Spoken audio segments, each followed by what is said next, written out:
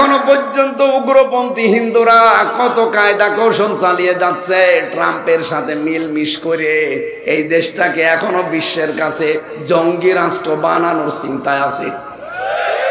আপনি এমনি দেখছেন মোদি সাহেব চলে গেছে ট্রাম্পের কাছে, আল্লাহর ইশারা মোদি যখন গেছে ওখানে ট্রাম্পের কাছে বাংলাদেশ নিয়ে কিছু বলবে, ঠিক সেই মুহূর্তে আন্তর্জাতিক মিডিয়া নিয়ে ডক্টর ইউনূস হাজির আয়না ঘরে।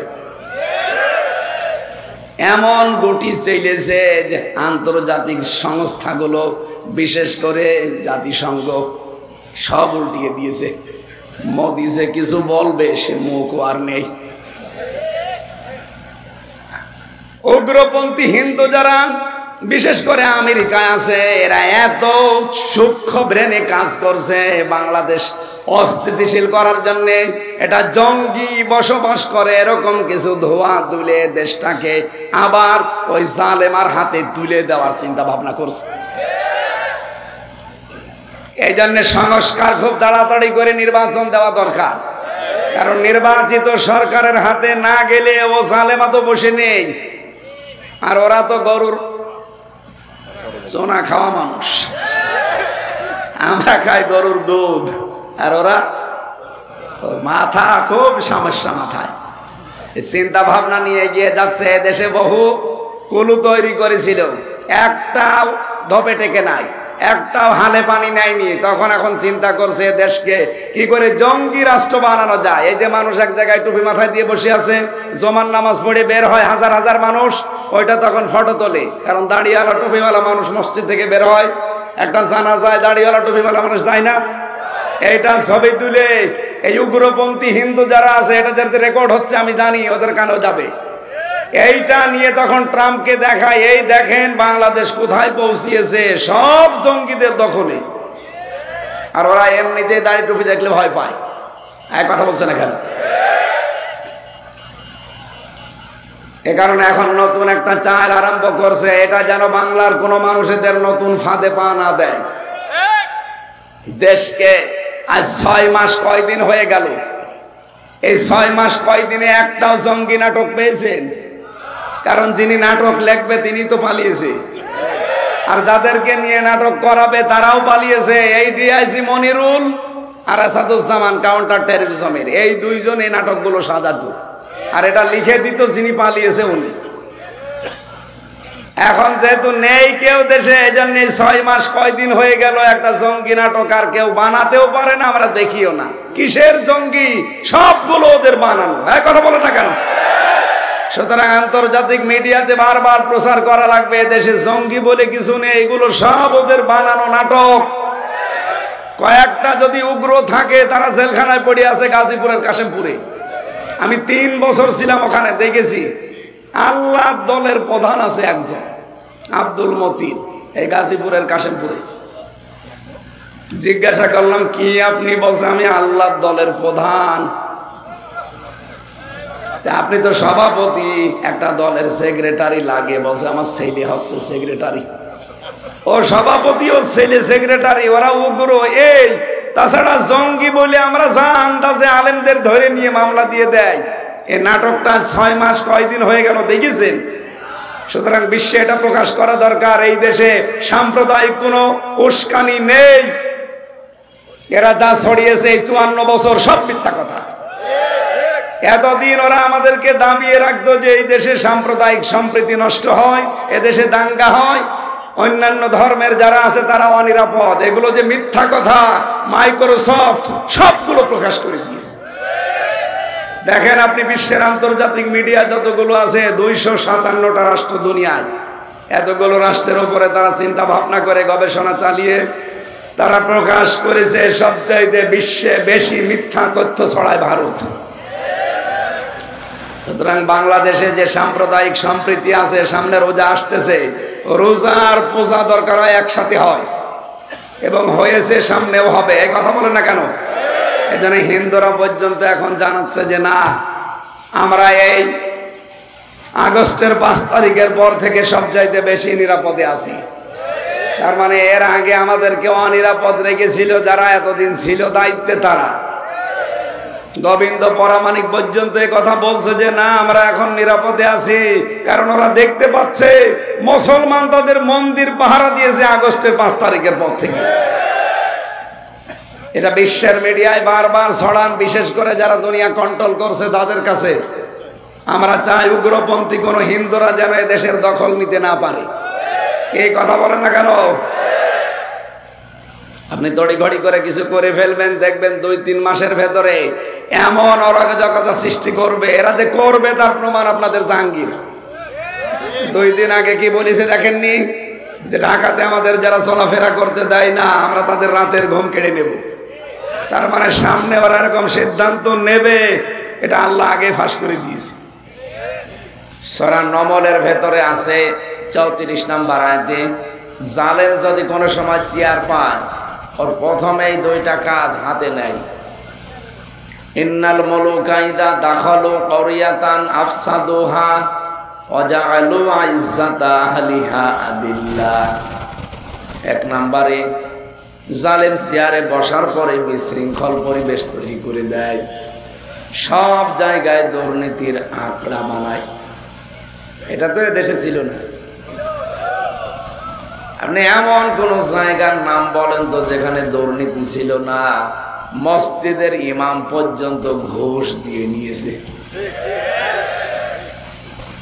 এই যে মডেল মসজিদ গুলো বানিয়েছে সৌদি সরকার, আর নাম দিয়েছে অনেকে তার নিজের আর বাবার। কেন এটা করা লাগবে? কেন? যে দিয়েছে আপনি তার নাম বলতে পারেননি? সবচাইতে বড় বিষয়, দেশে নাম পরিবর্তনের অনেকে হিড়িক তৈরি করেছিল। যেখানে সেখানে দেখতাম নাম পাল্টিয়ে অন্য নাম বসিয়ে দিত, জনগণ পুরাটা উঠিয়ে দিয়েছে। এই যে 12,000 কোটি টাকার উপরে খরচ করে শহীদ জিয়া তার নামে বিমানবন্দর পাল্টিয়ে। এত হিংসা এই মহিলার মনের ভেতরে, নিজের হিংসাকে বহির্প্রকাশ করার জন্য এই কাজগুলো হাতে নিয়েছিল। 1 কাপড়ে ম্যাডামকে বের করে দিয়েছে বাড়ি থেকে, আল্লাহ পুরা উল্টিয়ে দিয়েছে। এই পৃথিবীতে যার দ্বারা যে কষ্ট মানুষ পাবে ওই মানুষের দীর্ঘশ্বাস আরো সে পৌঁছিয়ে যায়। ম্যাডামের কান্না ওই দিন সারা দুনিয়া দেখে কি দিছে। 40 বছর একাধারে যে ঘরে বাস করলেন, 1 কাপড়ে তাকে বের করে দিলেন। আমরা এত হিংসা। আবার নিজের মুখ থেকে পরবর্তীতে জানিয়েছে যে ওখানে ওরা থাকতে দেব না, এটা আমি আগেই সিদ্ধান্ত নিয়েছিলাম। ওয়ালা ইয়াজরিমান্নাকুম শানাআনু কওমিন, হিংসার বশবর্তী হয়ে কোনো ব্যক্তি, কোন দল, কোন গোষ্ঠীকে একেবারে সমূলে ধ্বংস করে দিও না, তাহলে আল্লাহ তোমাকে নিজে দেখবে। এইটাই আল্লাহ করেছে। ওরা বাংলাদেশের সাতক্ষীরা, চাঁপাইনবাবগঞ্জ বহু মুসলমানের বাড়ি ঘর পুরাটা বুলডোজার দিয়ে একেবারে শেষ করে দিয়েছে। আমার নিজের চোখে দেখায় জেলাগুলোতে। এই জন্য আল্লাহ কয়েকদিন আগে আযাবুল বুলডোজার নাযিল করেছে। আযাবের নাম কি? 32 নাম্বার একেবারে বুলডোজার বানিয়ে দিয়েছে। আর এটা এমনি বানায়নি। 1961 সালে যে আপনি জায়গাটার এখনো পর্যন্ত কাগজপত্র দেখেন, এখন ফাঁস হচ্ছে এগুলো। এই জমিটা খাস জমি, বঙ্গবন্ধু নাম নিয়ে বাংলার বন্ধু উনি। কেমন বন্ধু যে খাস জমিতে আপনি বাড়ি বানালেন? এই জন্য আমি একটা জিনিস দেখি, এই দেশে ওনাকে মানুষ মেরে ফেলেছে, জিয়াউর রহমানকেও মানুষ মেরে ফেলেছে, 2 জনকেই মানুষ মেরে ফেলেছে। তো 2 জনেই তো শহীদ হওয়ার কথা। কি কথা বলেন না কেন? আপনি দেখেন, আমি সেই ছোটবেলা থেকে, আমার তো 1992 সালে জন্ম, এই জন্মের পর থেকে আমি দেখছি জিয়ার নাম শুনলে মানুষ বলে শহীদ জিয়া। কি বলে? আপনি কোনোদিন এমনি শুনেছেন এমনি জিয়া বলে কেউ? নাম বললেই বলে শহীদ জিয়া। তো বঙ্গবন্ধুর নামে আমি আজ পর্যন্ত শুনিনি কেউ বলেছে যে শহীদ বঙ্গবন্ধু। কারণ এই শব্দটা আল্লাহ যেখানে সেখানে লাগান না। অনেক দামি শব্দ এটা। 2024 সালে নিজের জীবন পর্যন্ত যারা বিলিয়ে দিয়েছে, শহীদ আবু সাইদ, শহীদ মুগ্ধ। এদের নাম শুনলে মানুষ শহীদ বলে এই কারণে, কারণ শহীদ শব্দটা আল্লাহ নিজে বানিয়েছে। যারা শহীদ হয় এদেরকে মরে গেছে কথা বলা যায় নেই, মুখের উপরে আল্লাহ তালা দিয়েছে এই কথা কখনো বলবি না যে যারা মরে গেছে শহীদ হয়েছে ওরা মরে গেছে না। সূরা বাকারা 153 নম্বর আয়াতে আছে ওয়ালা তাকুলু লিমান ইয়াকতালু ফি সাবিলিল্লাহি আমওয়াত। কখনো এই কথা মুখ দিয়ে বলবা না যারা শহীদ হয়েছে ওরা এমনি মরে গেছে, বালা হায়াউন, বরং তারা জীবিত, ওয়ালাকিন লা তাশউরুন, কিন্তু টের পাও না। মানুষ যেহেতু মুখের পরে ধারণা করতে পারে অন্তরে, এই জন্য আল্লাহ অন্তরের উপরেও নোটিশ দিয়েছেন ওয়ালা তাহসাবান্নাল্লাযীনা কুতিলু ফি সাবিলিল্লাহি আমওয়াতা বাল আহইয়াউন ইনদা রাব্বিহিম ইরসাকুন। সূরা আলে ইমরানের 169 নম্বর আয়াতে আছে পৃথিবীর মানুষেরা এ ধারণাও করবা না যারা শহীদ হয়েছে ওরা মরে গেছে, ওরা কিন্তু জীবিত, ওরা আমি আল্লাহর কাছে দিয়েছি পাই। বলেন সুবহানাল্লাহ। গাজীপুর বাসী মানুষ কি ঘুমিয়ে থাকলে খাওয়া লাগে? বলেন বলেন। তার মানে শহীদরা ঘুমায়ও না, ওরা এই জীবন থেকে আর এক জীবনে ট্রান্সফার হয়ে চলে যায়। যেহেতু জেগে থাকলে খাওয়া লাগে, এই জন্য আল্লাহ নিজেদের কুদরতের খাবার তাদেরকে খাওয়ায়। আপনি শহীদ নাম শুনলে দেখবেন জিয়ার নাম আসলে মানুষ শহীদ জিয়া বলে, আর বাকি আর যাদের নাম বললাম কে শহীদ বলে না। এই কারণে বলে না, কারণ এটা কবুল হওয়া লাগবে। এক কথা বলছেন না? 2016 সালে আমি যখন আরাফাতের ময়দানে পাশে মসজিদের নামিরা কাবার ইমাম ওই সময় হজের খুতবা দিচ্ছিল, তিনি খুতবা দিয়ে আরবিতে বলছে শহীদ জিয়াউর রহমান, এই নামটা উচ্চারণ করেই তিনি একটা দোয়া পড়লেন। আল্লাহ লক্ষ লক্ষ মানুষকে যিনি মাথার উপরে নিম গাছ লাগিয়ে ছায়া দিয়েছে, এটা শাজারত জিয়া বলা হয়। আল্লাহ তুমি তাকে তোমার রহমতের ছায়া দিয়ে আটক করে দাও। আপনি চিন্তা করেন লক্ষ লক্ষ হাজি সেখানে, কাবার ইমাম নিজে দোয়া করছে খুতবার ভেতরে, এমনি খুতবার দোয়াগুলো কবুল হয়ে যায়। আমি নিজে ওই ছায়া স্থান নিয়েছি নিম গাছের নিচে। শুধু বাংলার হাজিরা না, পৃথিবীর যত দেশ থেকে হজ করতে যায় মানুষ কিন্তু ওখানে আশ্রয় নেয়। একটা গরম দেশ, মাথার উপরে যখন এই ছায়াটা পড়ে এমনি মন থেকে তার জন্য দোয়া চলে আসে। আমার মনে হয় কোটি কোটি মানুষ কিয়ামত পর্যন্ত আসবে আর শহীদ জিয়ার জন্য মন থেকে দোয়া করবে। তাহলে এমন জায়গায় দোয়া করছে, জায়গাটা যেমন তেমন না, আরাফাতের ময়দান। যে 10 জায়গায় দোয়া কবুল হয় তার ভেতরে এটা একটা। সুবহানাল্লাহ বলতে পারেন? এটা মাজলুম পরিবার, ছেলেটা মারা গেল, মারা যায়নি আরাফাত, আরাফাতকে মেরে ফেলা হয়েছে। কারণ এমন এমন কাজ করে মানুষ মরে যেতে বাধ্য হয়। এক লোক বউ পিটাত, বউ একদিন ডাক দিয়ে বলছে তুমি যেভাবে পিটাও আমাকে রাখবা না, যে কিলের ওজন দেখে টের পাও না। কোনদিন বলেছে যে আমি আরাফাতকে মেরে ফেলেছি? বলে না, এমন কাজ করেছিল যেন আরাফাত মরে যায়। আল্লামা শহীদ দেলাওয়ার হোসাইন সাইদি, সেও মারা যায়নি, তাকে মেরে ফেলা হয়েছে। এদের নাম পরিবর্তনের হিড়িক, এটা ইহুদি আর খ্রিস্টানদের কালচার। আপনি দেখবেন মুসা নবীর নাম ইহুদিরা পরিবর্তন করে দিয়েছে জোসেফ। আমি বাইরের দেশগুলোতে যখন যাই ইহুদিদের সাথে কথা বলে দেখেছি, জিজ্ঞাসা করি আপনার নবীর নাম কি? বলে জোসেফ। জোসেফ মানে মুসা আলাইহিস সালাম। আমরা মুসলমানেরা যাকে মুসা বলে চিনি, ওরা নামই পাল্টিয়ে দিয়েছে জোসেফ। খ্রিস্টানদের সাথে মিললে ওদের জিজ্ঞাসা করি আপনাদের নবীর নাম কি? বলে যিশু। যিশু মানে ঈসা আলাইহিস সালাম। ওরা ইব্রাহিম নবীর নাম পাল্টিয়ে দিয়েছে আব্রাহাম। এই বাংলাদেশে নাম পরিবর্তনের হিড়িক তৈরি করে শহীদ আব্দুল কাদের মোল্লা এই লোকটাকেও পর্যন্ত কসাই কাদের বানিয়ে ফাঁসি দিয়েছে। আল্লামা দেলাওয়ার হোসাইন সাইদি, তার নামই দেলাওয়ার হোসাইন সাইদি, অথচ নাম পাল্টিয়ে দিয়েছে দেল্লু শিকদার। এই যে জালেমরা ক্ষমতায় বসলে প্রথম কাজ তাদের এইটা, বিশৃঙ্খল পরিবেশ তৈরি করে দেয়। 2 নম্বরে ওই দেশের যারা সম্মানিত মানুষ তাদেরকে অপমান করে। এদেশে আলেমরা সবার কাছে সম্মানিত ছিল, কিন্তু এ জালেম সবচাইতে বেশি অসম্মান দিয়েছে আলেমদের। প্রশ্ন আসতে পারে, কয় অনেক আলেম তো তার কাছে ছিল, ওগুলো আলেম না, ওগুলো জালেম। জালেম না হলে কেন্দ্রীয় মসজিদের ইমাম পর্যন্ত পালিয়ে যায়? বলেন, পৃথিবীর ইতিহাসে আমি আজ পর্যন্ত শুনিনি কোন মসজিদের ইমাম দুর্নীতির দায়ে পালিয়ে গেছে। এত নিচে নেমেছিল ওদের চরিত্র, শেষ পর্যন্ত মসজিদের ইমামও থাকে না, সেও পালিয়েছে।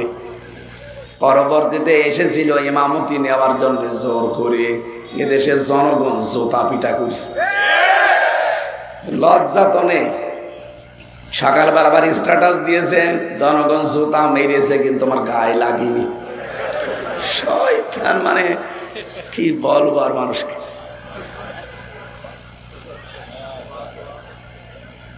আমি তো একটু বাস্তবতার দিকে তাকিয়ে দেখছি, এদের ইমাম থেকে শুরু করে যত মানুষ ওদের দায়িত্বে ছিল, বিশেষ করে 1628 জন। কয়জন? একটা দেশ চালাতে লাগে 1628 জন মানুষ বাংলাদেশে এখন চলছে। এই চেয়ার গুলোতে যারাই ছিল এখনো অনেকে পাল্টায়নি, এখনো অনেকে আছে। যেহেতু সংস্কার আরম্ভ হয়েছে, আমরা চাই এই চেয়ার গুলো থেকে জালেমদেরকে নামিয়ে দেওয়া হোক। এরা থাকা অবস্থায় কিন্তু ষড়যন্ত্র থামবে না। এক কথা বলেন না কেন? আমি ওই রুমে ছিলাম যে রুমে নাসিরউদ্দিন পিন্টু ভাই ছিল, ওনাকে মেরে ফেলা হয়েছে, উনি মারা যায়নি। ছাত্র দলের এক নেতাকে পেয়েছিলাম রিমান্ডে, পিটিয়ে তার জীবনটা শেষ করে দিয়েছে। এই যে এরকম একটা চেয়ারে বসিয়ে দেয়। এখন ডক্টর ইউনূস যে চেয়ার পেয়েছে আয়না ঘরে, যে ওটা তো শক দেওয়া চেয়ার কারেন্টের। আর আমি যে চেয়ারে নিজে দেখেছি ওই চেয়ার শক না, ওটা ঘোড়া চেয়ার। হাত আর পাও ক্লিপ আটকিয়ে দেয়, এই গলার সাথে আস্তে করে একটা ফিতা লাগিয়ে দেয়, আপনি নড়তে পারবেন না। হঠাৎ করে এমন একটা মেশিন নিয়ে আসে, এই যে নখ তোলা মেশিন, ওদের এমন কায়দা করা, হাতের সাথে পায়ের সাথে সেট করা। আমার নিজে দেখিয়েছে যে এটা দিয়ে আমরা নখ তুলি। শুধু একটা টিপ মারে, একবারে আপনার হাতে পায়ের যত নখ আছে সব খুলে চলে আসবে। শুধু খুলে চলে আসলে তো হয়, আবার লবণ ছিটিয়ে দেয়। 10টা দিন ওরা এমন কোন টর্চার নেই আমার মাথা থেকে পা পর্যন্ত করে নাই। 11 ঘন্টা মানে টাঙিয়ে রেখেছিল মাথায় দড়ি বেঁধে। কি করেছিলাম আমি? কোরআনের কথাগুলো মানুষকে সহজ সরল ভাষায় বলতাম, এইটাই আমার অপরাধ।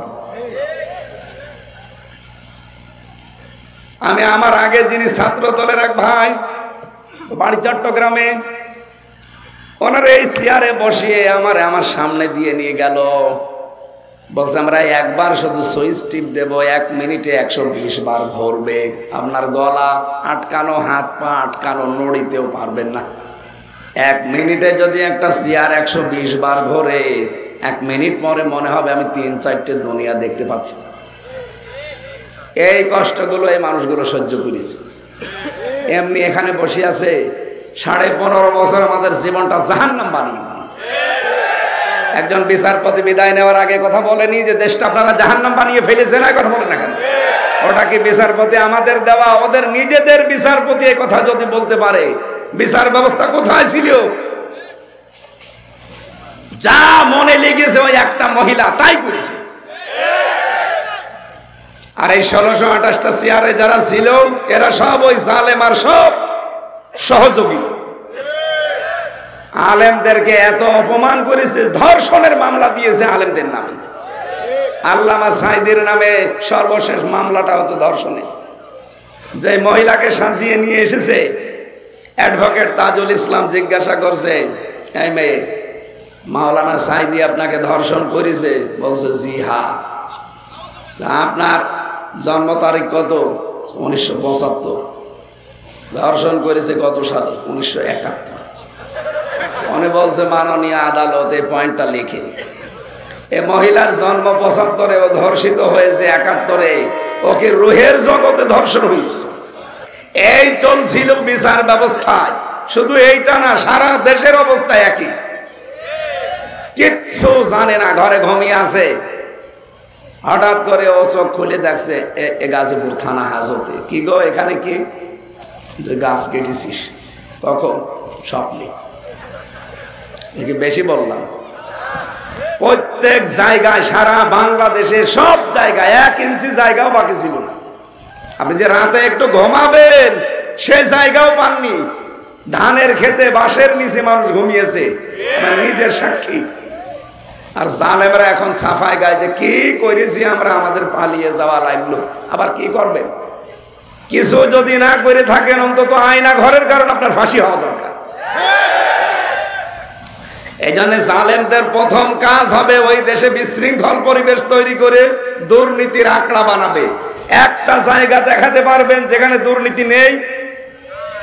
গত পরশুদিন ভিডিও বার্তা পাঠিয়েছে, বাংলাদেশের সব মানুষ শুধু আমারে গালি দেয়। দোষ কি আমার একা? আমার ছোট বোন রেহেনার দোষ নেই? দোষ তো তারও আছে। সে পাবনার রূপপুরের পারমাণবিক কেন্দ্র থেকে কত কোটি টাকা মেরেছে, এখন সব প্রচার হচ্ছে। বাইরের দেশগুলোতে এত টাকা পাচার হয়েছে এদের। কয়েকদিন আগে মালয়েশিয়া ছিলাম, কোন জায়গায় তো ওরা ওঠেও না। ওরা বানিয়েছে ওখানে সাহেব পাড়া। সাহেব পাড়ায় ওঠে না, ওঠে হোটেলে। যে হোটেলে উঠে দেখে 2 শয়তান বসে চা খাচ্ছে। কি গো এখানে? তো হুজুর আমরা আগেই বানিয়েছি। কেন সাহেব পাড়ায় থাকবেন না? ওখানে থেকে মায়ের খাবো, ওই জায়গায় থেকে মায়ের খাবো। বাংলাদেশ থেকে টাকা পয়সা পাচার করে আপনি কি করলেন? নিজেও এখন ভোগ করতে পারেন না। এদেশের 36 লাখ যুবক এখন বেকার। ওই টাকাগুলো যদি আপনি সত্যি এই দেশে কর্মসংস্থান তৈরি করে দিতেন, এই মানুষগুলো বাইরের দেশে যে রাস্তা ঝাড়ু দেয়, পায়খানা সাফ করে, রুটি বানায়, এরা সম্মানজনক একটা কর্মজীবন বাংলাদেশে তৈরি করতে পারতো। এই কথা বলেন না কেন? কয়েকদিন আগে তারেক জিয়ার একটা বক্তব্য শুনছিলাম। উনি এই কথা জানিয়েছে, বাংলাদেশে যদি আমাদেরকে আল্লাহ চেয়ার দেয়, সর্বপ্রথম কর্মসংস্থান আমরা হাত দেব। এই কথাটা তো অনেক দামি কথা, আর আমরা এটাই চাই। ক্ষমতায় কে আসবে ওটা আমার দেখার দরকার নেই, কিন্তু আমরা চাই এদেশের মানুষ যেন বেকার না থাকে। যে যেখানে আছেন কর্মসংস্থানে দেশে বহু আছে, বাইরের দেশগুলো মুখিয়ে আছে, কারণ এত উর্বর দেশ পৃথিবীর কোন জায়গায় নেই। অথচ শুধু পাচার করেছে, শুধু পাচার করেছে। যাওয়ার সময় 14টা ব্রিফকেস নিয়ে গেছে, ওগুলো তো সব মাটি ভরা ছিল। এত ঋণ এই দেশের মানুষের মাথার উপর আপনি দিয়ে গেলেন। এখন এই দেশে কেউ জন্ম নিলে তার মাথার উপরে 1,10,000 টাকা ঋণ। আর বলে আমরা উন্নয়নের রোল মডেল বানিয়েছি। যত বড় বড় মেগা প্রজেক্ট নিয়েছেন, অত বড় বড় মেগা ডাকাতি হয়েছে। পদ্মা সেতু যে খরচ করে বানিয়েছে, 4টা পদ্মা সেতু বানানো যেত। এই জন্য জালেম ক্ষমতায় বসলে প্রথম কাজ হবে তাদের দুর্নীতির আঁকড়া বানাবে। তাই করেছিল। 2 নম্বরে সম্মানিত মানুষদেরকে অসম্মান করবে। যেহেতু পৃথিবীর সর্বশ্রেষ্ঠ সৃষ্টি আমরা মানুষ, এই মানুষের সম্মান নিয়ে সামনে যেন কেউ সিনিমিনি খেলতে না পারে, এ বিষয়ে সজাগ থাকা লাগবে। যারা আসবেন মানুষকে সম্মান দেওয়া লাগবে। এই কথা বলেন না কেন? আল্লাহ আমাদেরকে সেরকম রাষ্ট্র উপহার পাওয়ার তৌফিক দেন, আমিন। পাশের দাদা বাবুদের ফাঁদে পা দিয়ে দেশটা ধ্বংস করার চেষ্টা ছিল, এখনো পর্যন্ত করে যাচ্ছে। 2732 জন মানুষ মেরে ফেললো। এখনো কোনো অনুশোচনা আছে? কোন অনুশোচনা ভেতরে আছে? এখানে মানুষ যখন অপরাধ করতে করতে সীমা ছাড়িয়ে যায়, তখন আল্লাহ তার অপরাধ করার কারণে অনুশোচনা বন্ধ করে দেয়। এই যে আগামীকাল যে রাত আসতেছে, লাইলাতুন নিসফে মিন শাবান, এটা একটা গুরুত্বপূর্ণ রাত। এই রাতে আল্লাহ পৃথিবীর সব মানুষকে মাফ করার সিদ্ধান্ত নেয়, শুধু 2 প্রকার মানুষকে আল্লাহ মাফ করে না। 1 নম্বরে যারা শিরিক করে, 2 নম্বরে যারা মানুষ হত্যার সাথে জড়িত। সুতরাং এই 15 বছরে যত মানুষ হত্যা করেছেন কারণে অকারণে বিচার বহির্ভূত, আপনাকে আল্লাহ সবে বরাতে সবে কদরও মাফ করবে না। খুনি যারা, যে মানুষগুলো মার্ডার মামলা করে, মার্ডার মামলার আসামি যারা, ওনার নামে এখন মার্ডার মামলা কত? 275টা। একটা মার্ডার মামলা হলেই যদি তার ফাঁসি হয়ে যায়, 275 বার তার ফাঁসি দেওয়া লাগবে। তো এমনি কদিন পর মরে যাবে। মানুষের জীবন নিয়ে সিনেমিনি খেলেছিল, এখন তামাম দুনিয়ার কাছে হাসির পাত্র বানিয়ে দিয়েছে। ম্যাডাম অসুস্থ ছিল না কতদিন, মরে যাবে ভাব, একটু সহানুভূতি দেখানো তো দূরের কথা, বলতেছে এই বয়সে আবার বেশি থাকার দরকার কি? আপনি মানুষ, একটা মুরব্বী মানুষ, 3 বারের সে প্রধানমন্ত্রী, তার ছেলেটা এমনি গেছে মরে, আর একটা আছে বাইরের দেশে, একটা মাজলুম মানুষ, মিথ্যা মামলা দিয়ে 6 বছর জেলে রাখলেন তারে, আবার বলে যে আবার বাঁচার ইচ্ছা করে, এই বয়সে আবার বেঁচে থাকার দরকার কি? তো এমনি মরে যাওয়ার কথা। এখন আপনি যা অবস্থায় আছেন, আমরা তো বরদোয়া করি না, এমনিতে চলে আসে। সারা পৃথিবীর মানুষ এখন বলছে এই বয়সে ওর বেঁচে থাকার দরকার কি, আর দেশে আসারই দরকার কি, যেখানে আছে ওখানে থাক। এই জন্য এমন কোন অপরাধ করে যাওয়া ঠিক না যেন আমার মাপের রাস্তায় বন্ধ হয়ে যায়। আমার কথার অর্থ বোঝেন? সুতরাং এমন কোন কাজ সামনে যেন কেউ আঞ্জাম না দেন। এই যে গতকাল, আগামীকাল যে গুরুত্বপূর্ণ রাত আসতেছে, আল্লাহ প্রথম আসমানে চলে আসবে, বান্দা বান্দিদেরকে ডাক দিয়ে বলবে আমার কাছে ইস্তেগফার করো, আমি মাফ করে দেব। কিন্তু 2 প্রকার মানুষ আমার কাছে আসবা না। 1 নাম্বার যারা শিরিক করে, মুশরিক। শিরিক করলে আল্লাহ এত বেশি রেগে যায়, আজকে যদি এখান থেকে কোনো মানুষ বাড়ি যেয়ে দেখে তার স্ত্রীর কাছে পাশের বাড়ির একজন শুয়ে আছে, ভালো লাগবে? রাগ হবে না? এত বেশি রাগ হয়ে যাবে, শেষ পর্যন্ত পিটিয়ে আপনি বউকে মেরে ফেলবেন। রব্বুল আলামিন বলেন শুধুমাত্র কবুল করে বাড়িতে নিয়ে অন্য একজন এসে শুধু শুয়ে আছে, এটা যদি তোমার ভালো না লাগে, তোমার বীর্য থেকে শুরু করে হামজা পর্যন্ত আমি আল্লাহ বানিয়েছি। কথা বলেন না কেন? বীর্য থেকে হামজা পর্যন্ত কারো হাত নেই, পুরাটা হাত কার? বাবা শুধু বিছানায় ছিল, এতটুকু শেষ, বাকি যা করার খেয়ে করেছে। এই জায়গা থেকে আমি এ পর্যন্ত নিয়ে আসলাম, আর আমি আল্লাহর সাথে তুমি এখন শরীক করো, অন্য কাউকে জুড়ে দাও, আমি আল্লাহ কিন্তু ওই স্বামীর মতো রেগে যাই। এই জন্য শিরিক যারা করে তাদের এই রাতে মাপ নেই। কত বড় কঠিন কথা!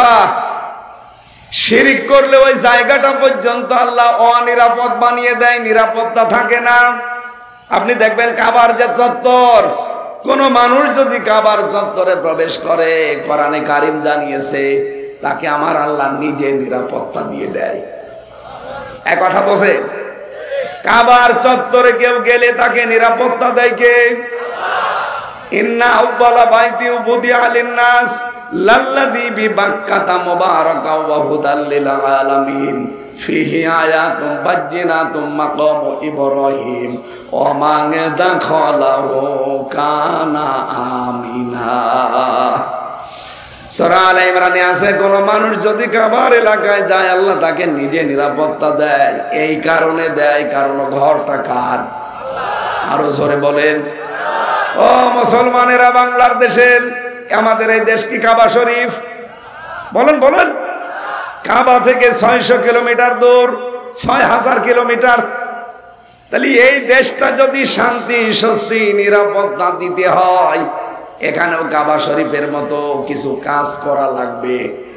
কাবা শরীফে কোন কোন কাজ নেই? কাবা শরীফে কাজ নেই, প্রথমে শিরিক নেই। কি নেই? আরো জোরে বলেন। বাংলাদেশের 56,000 বর্গ মাইল শিরিক মুক্ত করা লাগবে, তাহলে এখানে নিরাপত্তা আল্লাহ নিজে দেবেন। আপনার এই দেশে কত জায়গায় আজ প্রকাশ্য গোপনে শিরিক চলছে, এমনকি হাজারো মানুষ এখানে আমাদের বিশ্বাসের ভেতরেও শিরিক। এই কথা বলছো না? দেখেন তো আপনার কাছে এটা আছে কিনা। আল্লাহ যেটা পারে ওইটা অন্য কেউ পারে, এই বিশ্বাস করার নাম হচ্ছে শিরিক। এদেশে এরকম মানুষ আছে না নেই? বলেন বলেন। আছে মানে আমরাই। আল্লাহ যেটা পারে ওইটা অন্য কেউ পারে, এই বিশ্বাস যারা করেছেন সবে বরাতেও তাদের মাপ নেই, আপনি ক্ষমা পাবেন না। সুতরাং আজকে আপনার বিশ্বাস পাল্টান, আল্লাহ যেটা পারে ওটা পৃথিবীর অন্য কেউ। আরো জোরে বলেন। সন্তান দিতে মাত্রে শুধুমাত্র কে পারে? ছেলে দিতে, মেয়ে দিতে পারে কে? নাকি পৃথিবীর কোন পীর, কোন পানি পড়া? আমি সূরা ফাতিহা পড়া ছাড়া কি পড়বো? আপনাদেরকে সিক্রেটটা ওপেন করছি, যে যা করে, যে আমার তেল পড়ে দেন, পানি পড়ে দেন, ফু দিয়ে দেন, অন্য কিছু কিন্তু পড়ে না, সূরা ফাতিহা পড়ে ফু দেয়, কারণ এটা শেফা। আমি ওইটা হাতে নিয়ে কেবল আরম্ভ করেছি, আমার কানের কাছে মুখ নিয়ে বসে, হুজুর এমন আপেল পড়বেন যেন ছেলে হয়। মনে আছে আমি ছেলে নিয়ে বসে আছি। গাজীপুরবাসী বহু মহিলার ভেতরে এই শিরিকটা আছে, বিশ্বাসে আল্লাহ যেটা পারে ওইটা অন্য কেউ। সুতরাং কোন দরবারে, কোন বাবা, কোন মাজারে, কোন জেতা পীর, কোন মরা পীরের কাছে যাওয়া যাবে না। আমাদের যিনি জাতির পিতা, এই বানানোটা না, আসলটা আল্লাহ যেটা বানিয়েছেন, মিল্লাতা বিকুম ইব্রাহিম হুয়া সাম্মাকুমুল মুসলিমিন। আমাদের জাতির পিতা ৮৬ বছর পর্যন্ত বিয়ের পরে সন্তান হয়নি। কত বছর?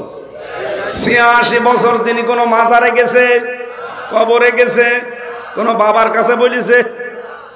তিনি প্রতিদিন এই ৮৬ বছরে আল্লাহকে বলতেন, রব্বি হাবলি মিনাস সলিহিন, হে আল্লাহ আমাকে একটা নেককার সন্তান দান করো।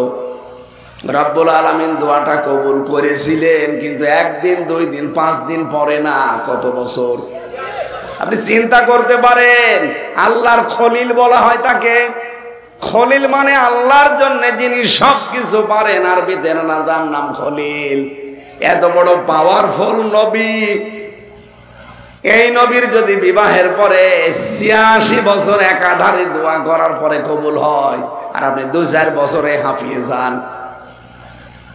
আল্লাহ রাব্বুল আলামিন জবাব দিয়েছিলেন ৮৬ বছরের বয়সে, রব্বি হাবলি মিনাস সলিহিন ফাবাশশারনাহু বিগুলামিন হালিম। হে ইব্রাহিম, তোমাকে আমি হালিম দান করলাম। হালিম মানে চাচা হালিম না মামা হালিম? হযরত ইব্রাহিম চিন্তা করলেন ৮৬ বছর পরে আমি একটা হালিম পেলাম। হালিম মানে ধৈর্যশীল। হালিম মানে কি? কেমন ধৈর্যশীল সন্তান আমাকে আল্লাহ দিয়েছে, আমার দোয়াটা আসলে কবুল হয়েছে কেমন আমি দেখব। এই জন্য ১৩ বছর যখন বয়স তাকে আল্লাহ জবাই করার জন্য স্বপ্ন দেখালেন।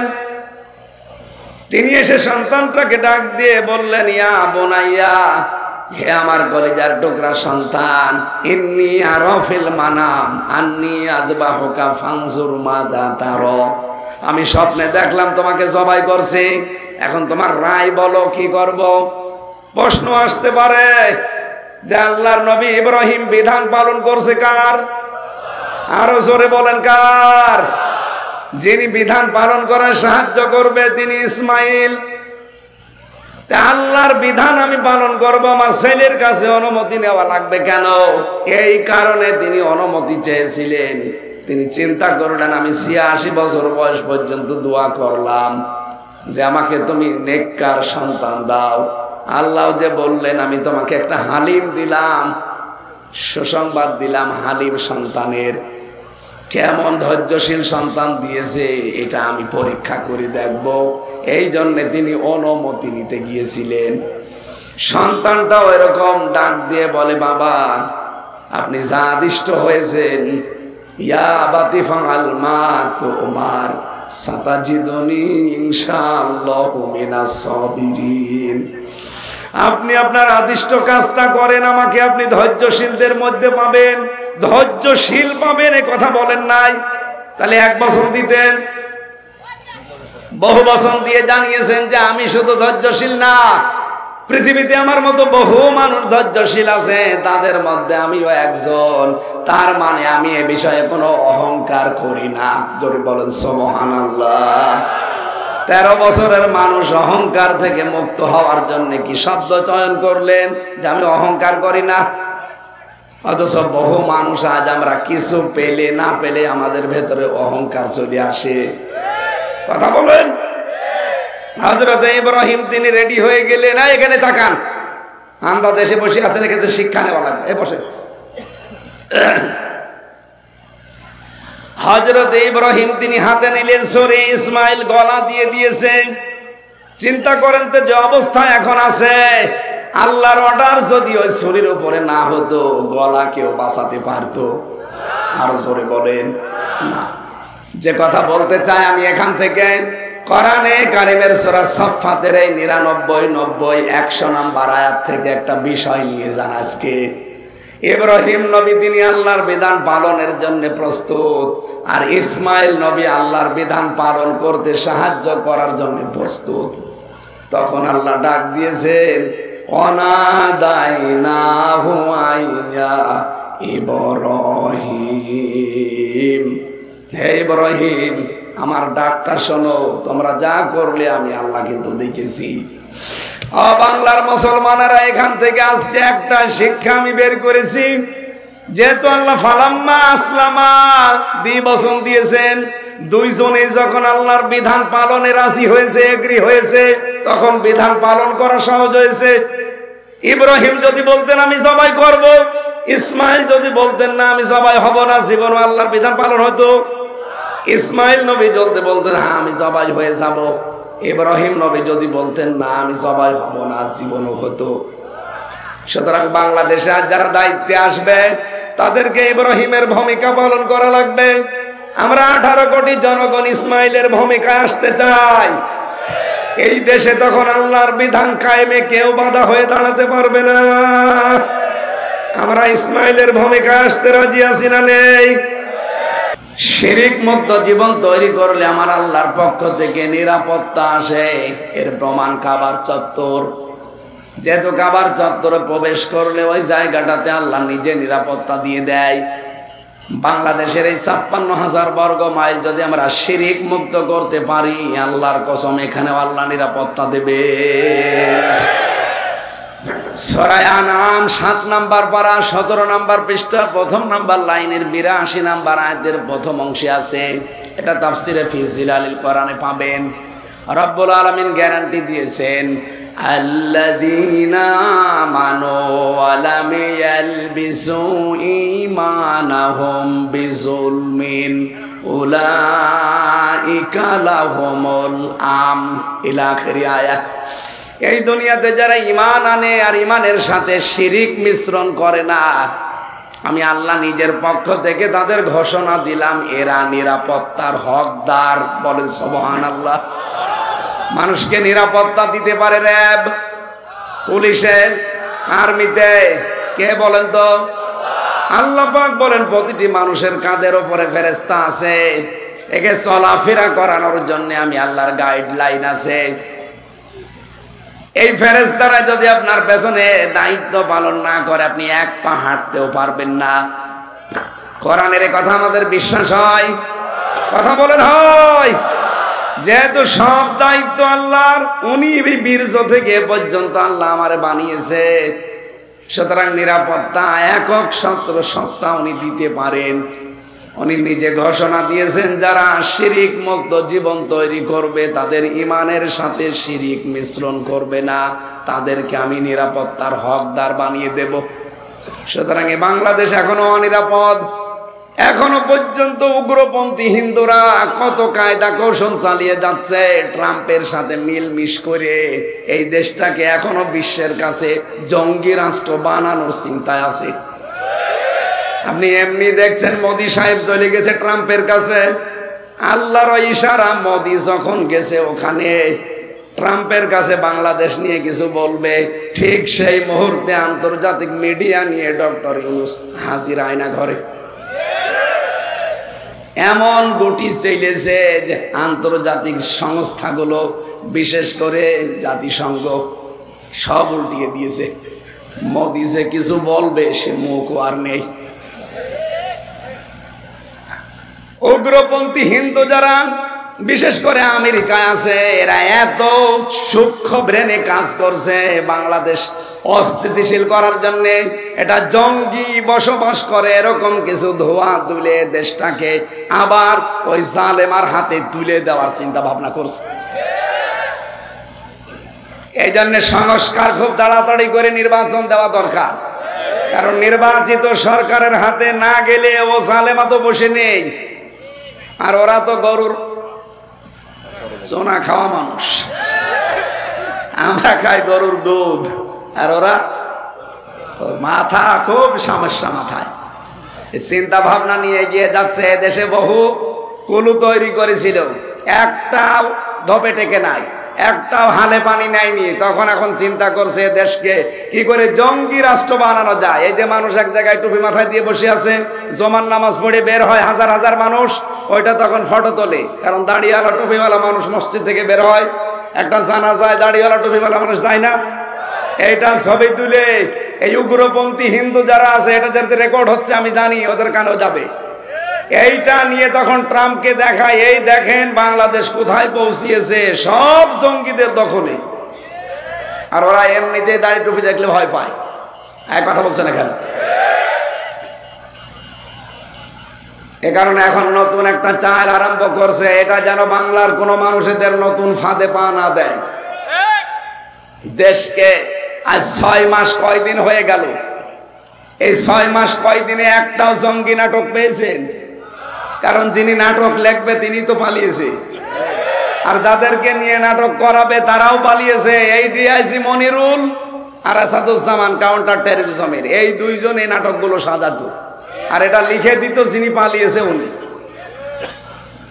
এখন যেহেতু নেই কেউ দেশে, এই জন্য 6 মাস কয়দিন হয়ে গেল একটা জঙ্গি নাটক আর কেউ বানাতেও পারে না, আমরা দেখিও না। কিসের জঙ্গি?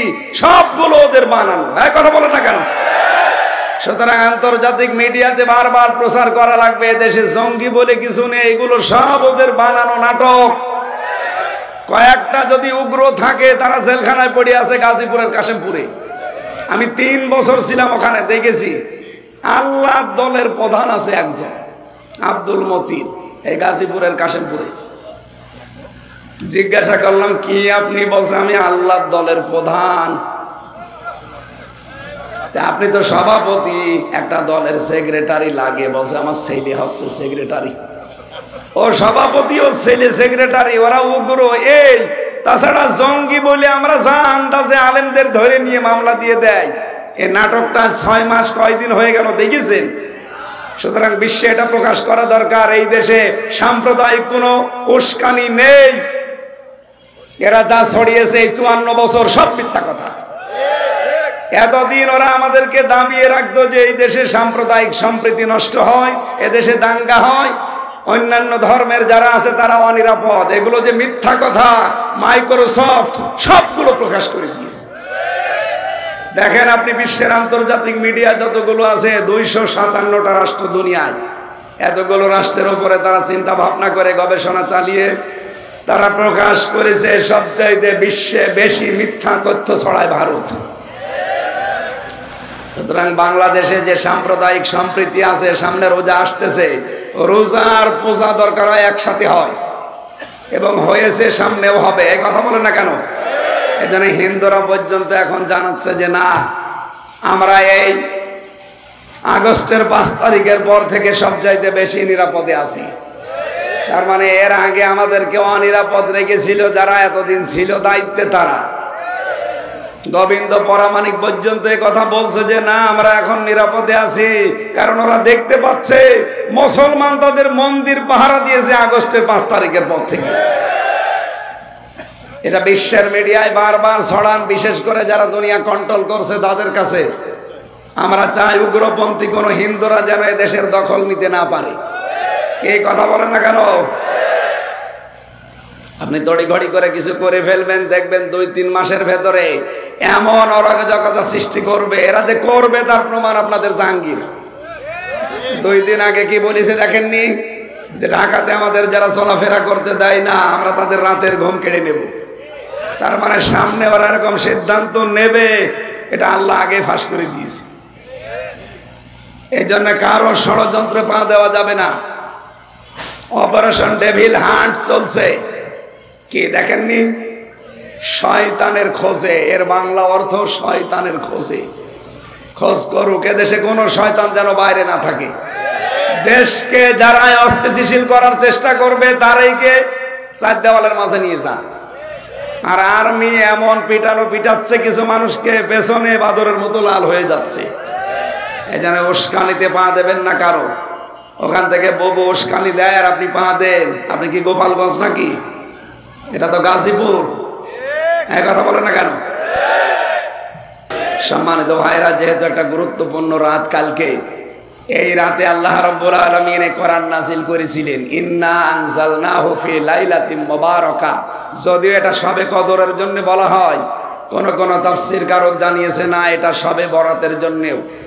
এই লাইলাতুম মিন নিসফে শাবান, এখান থেকে আল্লাহ রাব্বুল আলামিন বলেন, কোরআন আমি এই গুরুত্বপূর্ণ রজনীতে নাযিল করলাম। কেন জানো?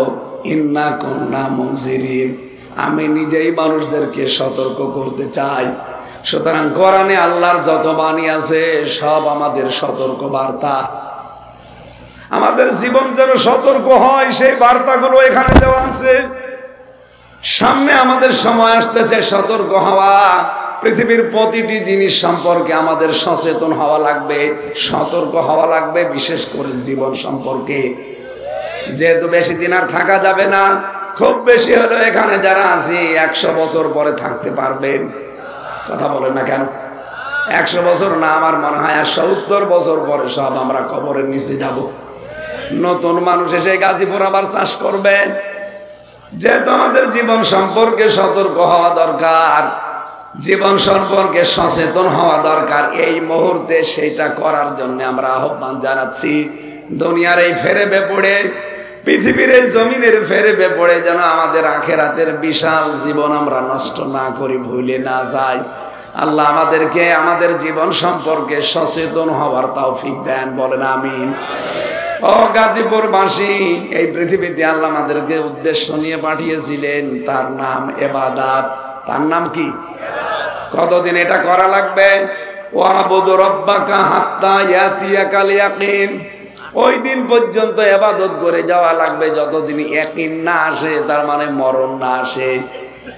এই আয়াত থেকে প্রমাণ হয় মাস্ট বি, আপনাদের কাছে মরণ আসবে। মরণ আসবে না এমন কেউ আছি আমরা? সুতরাং মৃত্যু যেহেতু সামনে অবধারিত আসবে, আরে কয়েক বছরের জন্য আমাদের আসল জীবন যেন আমরা ক্ষতিগ্রস্ত করি না ফেলি। আমাদের ওই আসল জীবনটা আমরা সামনে নিয়ে বাকি জীবন আমরা সতর্ক হব ইনশাআল্লাহ। আল্লাহ সেই কথাগুলো আজকের এই আয়াতের ভেতরে দিয়েছেন, ইন্না কুন্না মুনজিরিন, আমি নিজেই সতর্ককারী। ফিহা ইফরাকু কুল্লু আমরিন হাকিম।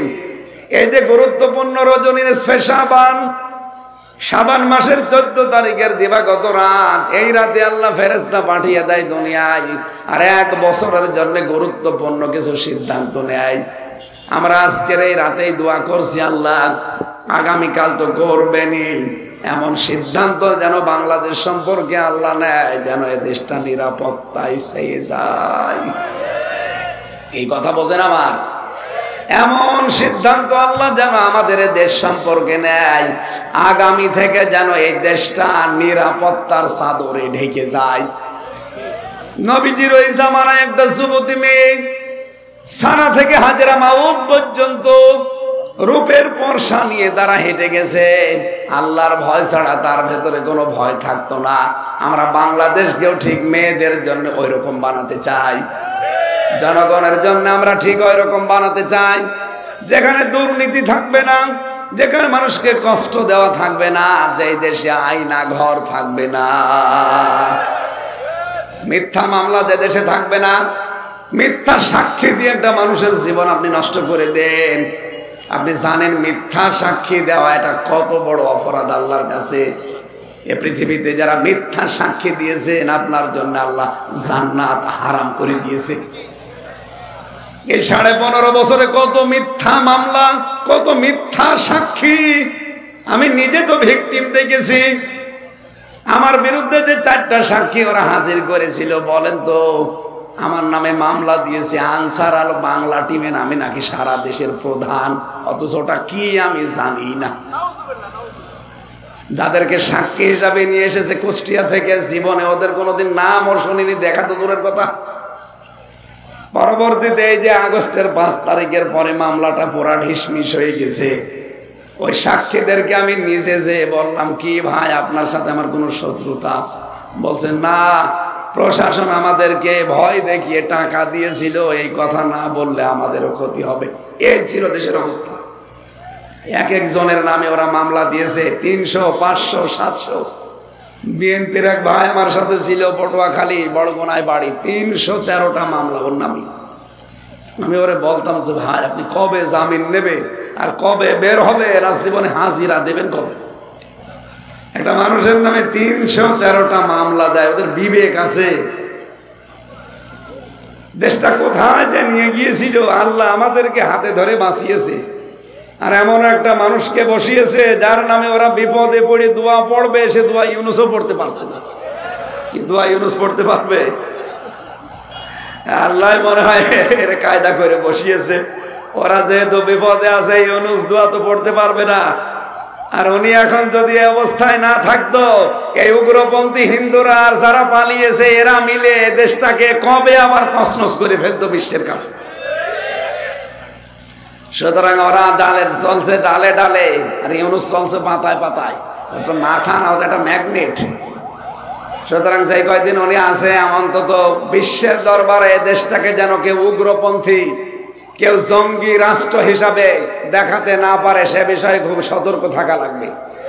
আমার কথা বোঝেন আপনি? সামনে সময় আসতেছে, এই দেশে কোরআনের আইন চলবে ইনশাআল্লাহ, কিন্তু পরিবেশ পরিস্থিতি অনুকূলে নিয়ে আসা লাগবে। আন্তর্জাতিক যে বিশ্বের কারিশমা আছে কিছু, আপনি একবার ইসলাম কায়েম করে ফেলবেন, টিকতে পারবেন না। সুতরাং এমন এমন কিছু নিয়ম নীতি আছে যেগুলো যারা রাজনীতিবিদ, যারা দেশ নিয়ে ভাবে, তারা অবশ্যই জানে বিষয়গুলো।